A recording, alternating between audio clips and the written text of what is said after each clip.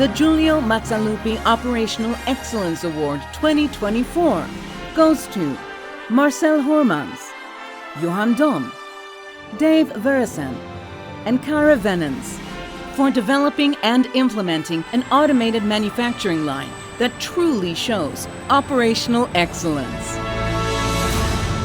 We can produce the heart of a compressor unit in a way that we can have better value for all the labor time that we add.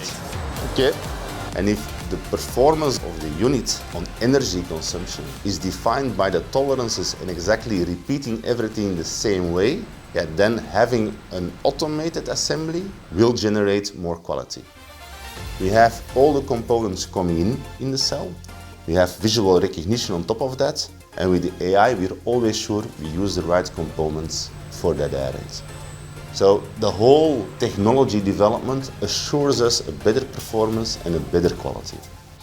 And we have a big TV there. It shows us when we have a fault or something. Okay. If the operators have an issue, they always come to me and I will try to solve it with them. That's also nice for me. I need to fix it, I need to solve it. The process used to take about 20 minutes for one errand. Now it takes 10 minutes for an errand. Now the robot does almost 90% of the work and we just do 10% of the work. We didn't switch a human operator with automation. We increased the output with the same team. Yeah. It does its work, but you need to give it something to do. So I was never scared of losing my work. On the contrary, we even hired more people. They will need us, we need a robot, it's the future. Then you see that it's a big difference, but it's quite fun to learn all those new things. And it keeps me thinking for new solutions.